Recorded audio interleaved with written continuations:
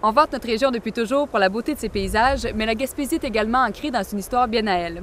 Aujourd'hui, on va découvrir une partie de son patrimoine historique à la maison Legros, située sur la pointe Saint-Pierre à Saint-Georges-de-Malbaie. Je vous invite à me suivre pour rencontrer Félix Fournier, conservateur au Musée de la Gaspésie, qui va nous faire visiter cette maison datant du début du 19e siècle.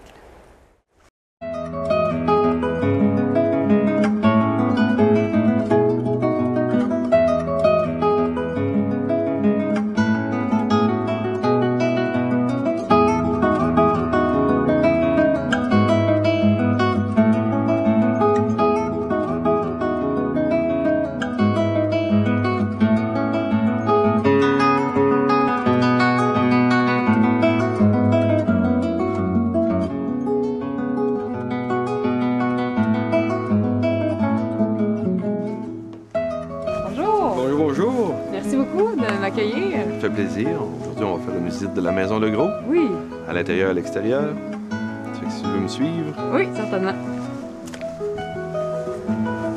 Moi, je connais absolument rien de cette maison-là.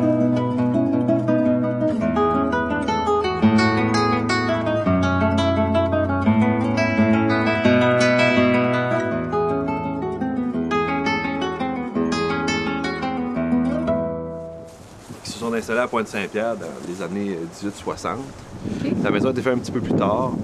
Puis il va y avoir, à l'époque, il y a 3 ou 4 magasins sur la pointe. Il y a aussi probablement une chapelle de la famille des Bandes.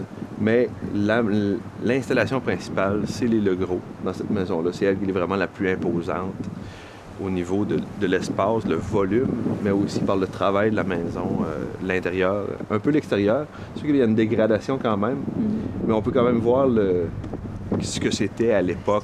C'est ça, exactement, par le volume. Pour l'architecture, il y avait, comme c'était des gens qui étaient de Jersey, la famille Legros, ils avaient importé le même concept qu'à Jersey, c'est-à-dire de conserver les cheminées en bout de maison. C'est vraiment important, là. Chaque maison qui se respecte à Jersey a les cheminées. Mais ils vont tricher parce que ça fait quand même une génération ou deux qui sont ici quand ils fabriquent la maison. Puis ils savent qu'un système latéral de chauffage, c'est pas bon. Parce que c'est pas assez efficace pour ici à la Gaspésie. Parce que la maison gaspésienne typique va tout le temps avoir le système de chauffage au centre de la maison, avec la cheminée qui sort.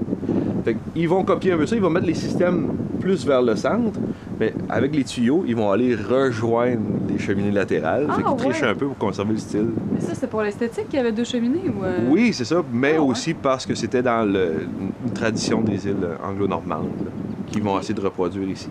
Mais la maison va vraiment être un amalgame de différents styles qui vont un peu travailler une maison, la maison ici à l'arrière, la partie à l'arrière qui va être faite plus tard que la maison principale.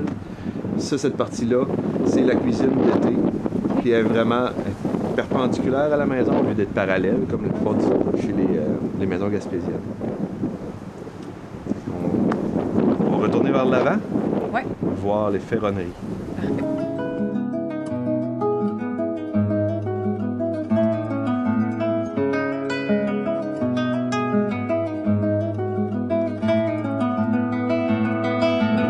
Ça, c'est des ferronneries qui viennent de Montmagny, qui donnent un petit style avec ce qui va aller autour des pignons de maison, du style victorien, qui est très normal parce que les gens des îles anglo-normandes, c'est anglais et c'était de l'époque dans laquelle la maison va être fabriquée. Ça vient de Montmagny.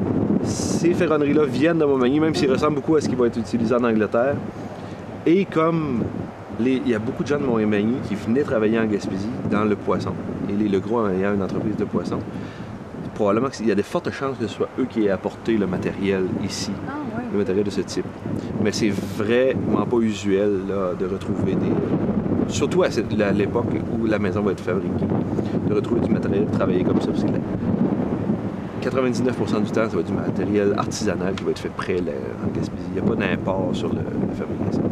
Ça donne vraiment, ça rehausse, ça donne comme une particularité à cette maison-là. On va continuer, on va aller voir les pignons, la porte et autres matériels qui différencient cette maison. Super.